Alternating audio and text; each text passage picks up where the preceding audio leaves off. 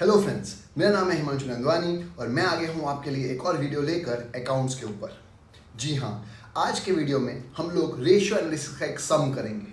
लेकिन ये सम स्टार्ट करने से पहले मैं रिक्वेस्ट करूंगा कि अगर आपने इससे पहले वाला वीडियो नहीं देखा है तो वो वीडियो देख लें और सारी की सारी फॉर्मूलाज याद कर लें। उसके बाद ही ये वीडियो देखना स्टार्ट करें और सम मेरे साथ साथ सॉल्व करें। अगर आप मेरा पहले वाला वीडियो देख चुके हैं तो ये सम स्टार्ट करने के लिए आप तैयार हैं। लेकिन सम स्टार्ट करने से पहले एक कैलकुलेटर, पेन और नोटबुक लेके ही करें और मेरे साथ साथ सम सॉल्व करेंगे तो आपको मजा आ जाएगा। तो चलिए सम स्टार्ट करते हैं। मैं भी करूंगा, आप भी साथ साथ में करें। हमेशा क्वेश्चन में सबसे पहले पढ़ लेने का हमको फाइंड क्या करना है। तो पहला सम स्टार्ट करने से पहले हम लोग पढ़ लेते हैं कि हमको फाइंड क्या करना है। सबसे पहली चीज़ है हमको फाइंड करनी है नेट प्रॉफिट रेशियो। हमको पता ही है नेट प्रॉफिट रेशियो की फॉर्मूला होती है net profit after interest and tax upon sales into 100। अभी मैं लिखूंगा, क्लियर है तो आपको समझ में आ जाएगा। अब सबसे पहले हमको सेल्स चाहिए, लेकिन सेल्स के बारे में क्वेश्चन में कुछ बोला हुआ नहीं है। सबसे पहले एडजस्टेड परचेज दिया, नेट प्रॉफिट दिया, ओपनिंग स्टॉक, क्लोजिंग स्टॉक दिया, इक्विटी दिया है, प्रेफरेंस दिया है, डिबेंचर्स दिया है, लोन दिया है, रिटेन अर्निंग दिया है, करंट एसेट्स दिया है, फिक्स एसेट्स दिया है और फिक्टिशियस एसेट्स दिए हुए हैं। हमको सेल्स के बारे में कुछ बोला नहीं है। एडजस्टमेंट में एडिशनल इन्फॉर्मेशन दी हुई है, credit sales are 3/5 of total sales ऐसा बोला हुआ है। Debtors and bills are 33 1/3% of current assets ऐसा बोला हुआ है और stock turnover ratio is 10 times बोला हुआ है। तो हमको सेल्स नहीं दिया हुआ।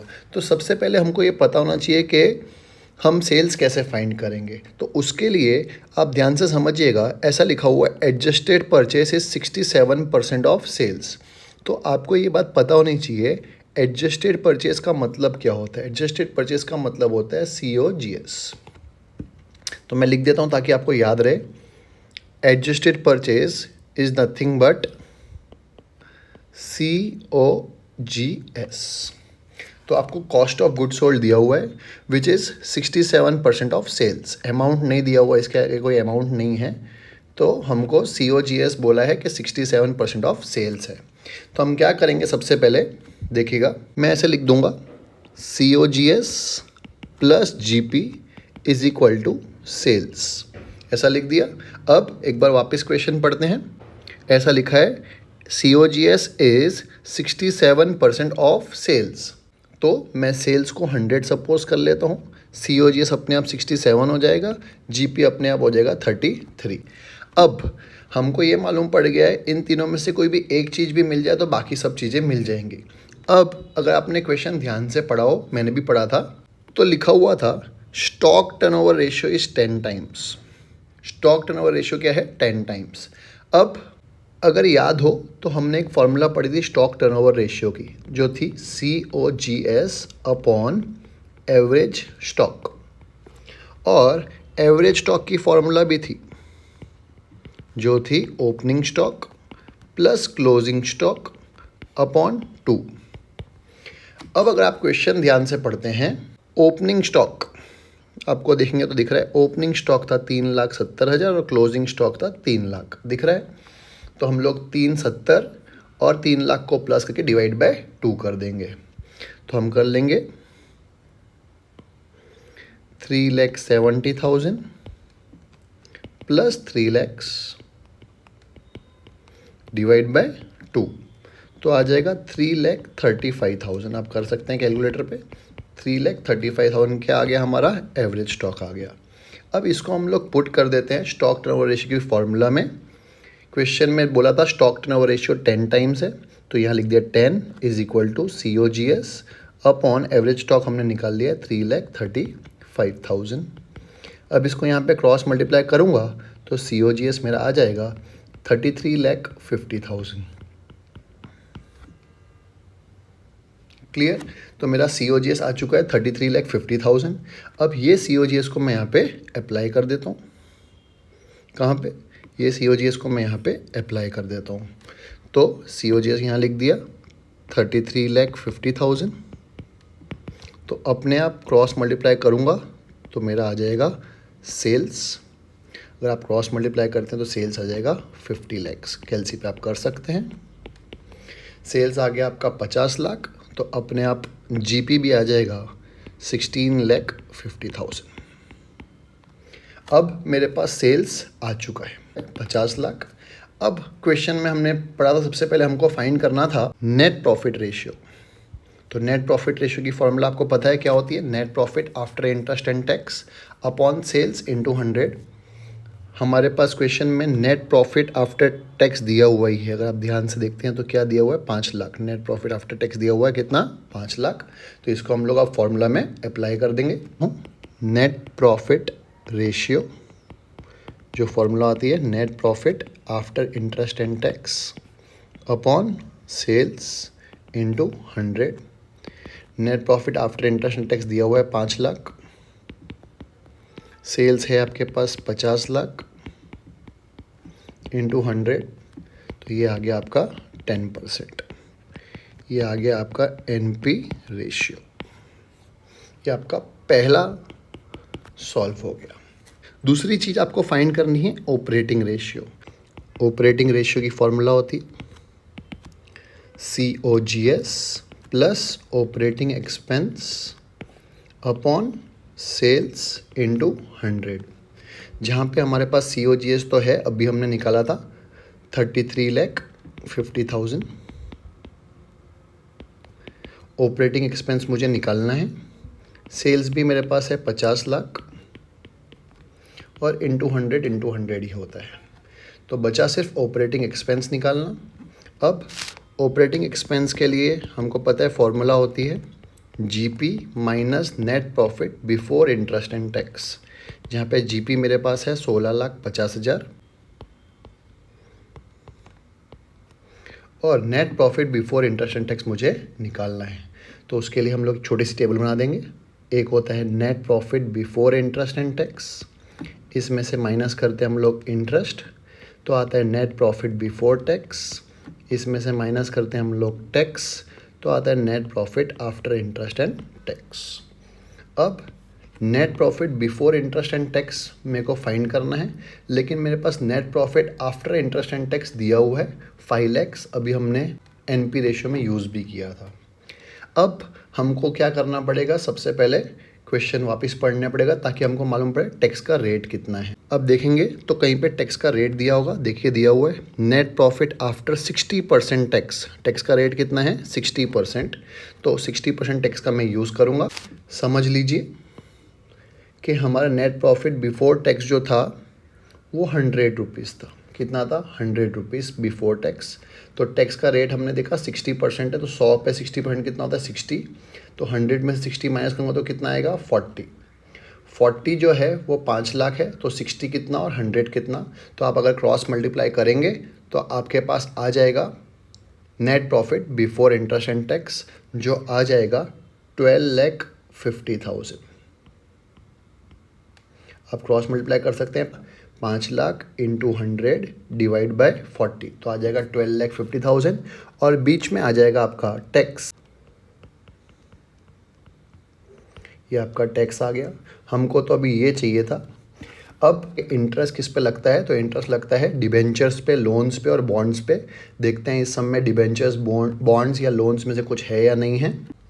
तो अगर आप क्वेश्चन पढ़ते हैं तो देखिए दिख रहा है डिबेंचर्स दिए हुए हैं 10%, कितने? 3 लाख रुपीज़, और लोन दिया हुआ है 10%, 2 लाख रुपीज़। दिख रहा है 3 लाख रुपए डिबेंचर है, 2 लाख रुपए लोन है, और दोनों में परसेंटेज 10 है। प्रेफरेंस वाला नहीं ले रहे हम लोग, सिर्फ डिबेंचर और लोन ले रहे हैं, क्योंकि प्रेफरेंस पे PD प्रेफरेंस डिविडेंड लगता है, इंटरेस्ट लगता नहीं है। इंटरेस्ट लगता है डिबेंचर्स पे, लोन्स पे और बॉन्ड्स पे। बॉन्ड्स इस सब में है नहीं, डिबेंचर्स है, लोन है, दोनों 10% वाले हैं। तो 3 लाख पे भी 10% और 2 लाख पे भी 10%, दो। तो 30,000 प्लस 20,000 इज 50,000। इंटरेस्ट आ गया आपका 50,000। अब ये माइनस किया है, ऊपर से जो फिगर आएगा उसमें से 50,000 माइनस किया तो 1250 आता है। जब नीचे से ऊपर जाए तो माइनस वाला क्या हो जाएगा? प्लस हो जाएगा। तो net profit before interest and tax आ जाएगा आपका 13 लाख। ये आ गया आपका net profit before interest and tax. अब ऑपरेटिंग एक्सपेंस की फॉर्मूला थी GP minus net profit before interest and tax. GP मेरे पास था 16,50,000, net profit before interest and tax आ गया मेरा 13 लाख।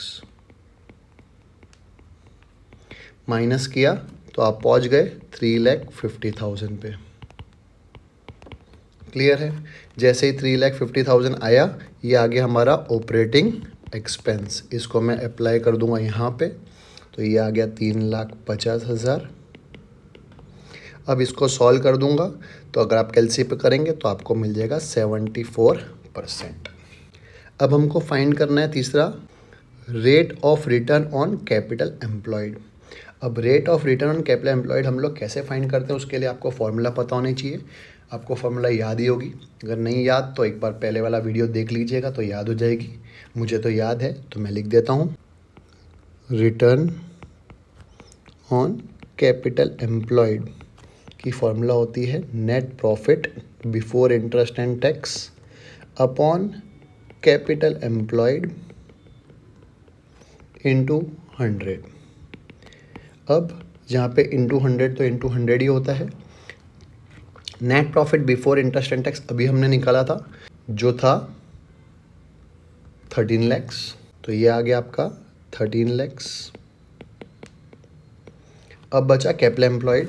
कैपिटल एम्प्लॉयड में क्या क्या आता है वो हम लोग सोचते हैं क्वेश्चन में देख के।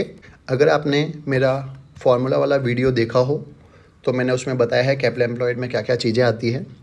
अगर नहीं देखा तो मैं वापस रिक्वेस्ट करता हूँ, पहले वो देखिए तो ही ये सम करिए। तो अगर आपने देखा हो तो एडजस्टेड परचेज उसमें नहीं आता है, नेट प्रॉफिट नहीं आता, ओपनिंग स्टॉक क्लोजिंग स्टॉक नहीं आता, इक्विटी आता है, प्रेफरेंस आता है, डिबेंचर आता है, लोन्स आता है, retained earning is part of reserves and surplus, तो वो भी आएगा। और माइनस करते हैं हम लोग फिक्टिशियस एसेट्स। तो क्या क्या प्लस करेंगे, इक्विटी प्लस करेंगे हम लोग, इक्विटी प्लस करेंगे, प्रेफरेंस प्लस करेंगे, डिबेंचर प्लस करेंगे, लोन प्लस करेंगे, रिटेन अर्निंग प्लस करेंगे, मतलब 5 चीज़ें प्लस करेंगे और माइनस करेंगे फिक्टिशियस एसेट्स। तो आप कर दीजिए, इक्विटी है आपका 20 लैक्स कैलसी पे, plus 10 lakhs, plus 3 lakhs, plus 2 lakhs, plus 5 lakhs, minus 1 lakh fictitious asset. तो आपके कैलसी पे आ जाएगा 39 लैक्स। तो आप यहाँ लिख देंगे 39 लैक्स। तो इसको सॉल्व करेंगे तो आपका आंसर आ जाएगा 33.3333%।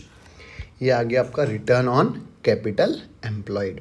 नेक्स्ट आपको फाइंड करना है rate of return on share holders fund. क्या, rate of return on share holders fund. तो return on share holders fund की फॉर्मूला आती है net profit after interest and tax upon share holders fund into 100।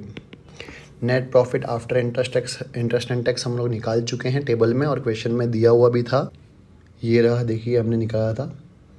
Net profit after interest and tax question में दिया था 5 लैक्स, तो हमने table में लिखा भी है 5 लैक्स। तो ये आ गया 5 लैक्स इंटू 100, तो इंटू 100 ही होता है। बचा क्या, शेयर होल्डर्स फंड। अब शेयर होल्डर्स फंड में क्या क्या आता है आपको पता ही होगा, चलिए क्वेश्चन में देख लेते हैं। तो शेयर होल्डर्स फंड में इक्विटी आता है, प्रेफरेंस भी आता है, डिबेंचर नहीं आता, लोन नहीं आता, रिटेन अर्निंग आता है। ये 3 चीज़ें आएंगी और माइनस कर देंगे हम लोग फिक्टिशियस एसेट्स। माइनस क्या कर देंगे, फिक्टिशियस एसेट्स को माइनस कर देंगे। तो मेरे साथ साथ करिएगा, इक्विटी आएगा 20 लैक्स, प्रेफरेंस आएगा 10 लैक्स, प्लस कर दीजिए, डिबेंचर नहीं आएगा, लोन नहीं आएगा, रिटेन अर्निंग आएगा 5 लैक्स, और माइनस कर दूंगा मैं 1 लैख फिक्टिशियस एसेट। तो आपका आ जाएगा 34 लैक्स। तो हमने लिख दिया 34 लैक्स। अब इसको कैलसी पे आप सॉल्व करेंगे तो आपका आ जाएगा 14.71%। ईजी।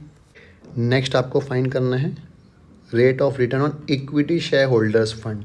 क्या, इक्विटी शेयर होल्डर्स फंड में क्या क्या आता है वो भी आपको याद ही होगा। पहले फॉर्मूला लिख लेते हैं, return on equity share holders fund की फॉर्मूला होती है net profit after interest and tax minus PD upon equity share holders fund into 100। पहले बात करते हैं net profit after interest and tax, वो तो है हमारे पास 5 लाख, ऊपर भी आया था, माइनस PD का मतलब होता है प्रेफरेंस डिविडेंड, जो हम लोग प्रेफरेंस शेयर्स पे निकालते हैं, परसेंटेज दिया होगा, देखते हैं क्वेश्चन में, देखो दिख रहा है 10% प्रेफरेंस शेयर कैपिटल कितना है, 10 लैक्स है, और उसके ऊपर परसेंटेज कितना है 10%। तो 10 लाख के ऊपर आप 10% निकालेंगे तो क्या आ जाएगा 1 लाख। तो यहाँ पे हम लोग माइनस कर देंगे 1 लाख PD और नीचे आएगा equity share holders fund. Equity share holders fund में क्या आता है मैंने डिटेल में पिछले वीडियो में समझाया था।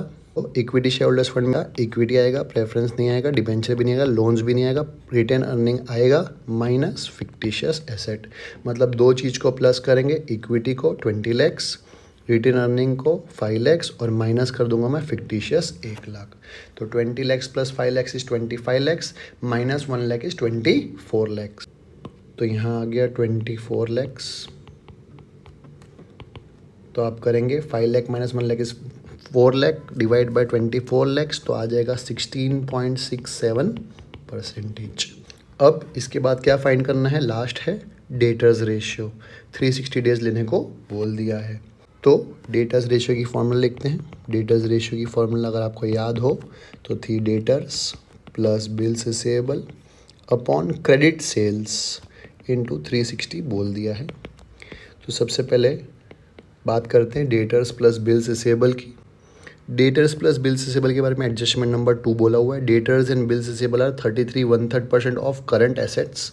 करंट एसेट्स का 33 1/3% निकालना है। तो हमारे पास करंट एसेट्स है ही, देखिए करंट एसेट्स दिया हुआ है 15 लाख। 15 लाख का 33 1/3% निकालूंगा तो आ जाएगा 5 लाख। करके देख लीजिएगा। 15 लाख इंटू 33.333333 लास्ट तक ले जाना, परसेंटेज दबा देना, तो आ जाएगा 5 लाख। तो हमारे पास डेटर्स और बिल्स रिसीवेबल तो आ चुके हैं 5 लाख। तो हमने लिख दिया, ऊपर तो आ गया 5 लाख। नीचे चाहिए हमको क्रेडिट सेल्स। ऐसा बोला हुआ है credit sales are 3/5 of total sales. Total sales का 3/5। हमारे पास टोटल सेल्स है ही 50 लाख। तो 50 लाख का आप 3/5 निकाल देंगे कैलसी पे, करिएगा 50 लाख इंटू 3 डिवाइड बाई 5, तो अपने आप आ जाएगा 30 लाख। ये आ गया हमारा 30 लाख।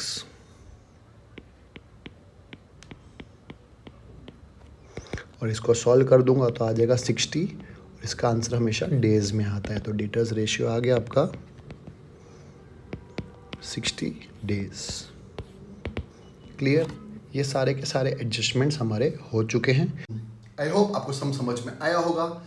अगर आपको लग रहा है कि ये सम या मेरा कोई भी वीडियो आपके कोई भी एग्जाम में काम आ रहा है तो प्लीज़ मेरे वीडियो को लाइक करिएगा, मेरे चैनल को सब्सक्राइब करिएगा और मेरे वीडियोस अपने फ्रेंड्स के साथ शेयर करिएगा। Thank you very much. मिलते हैं नेक्स्ट सम के साथ नेक्स्ट वीडियो में। बाय।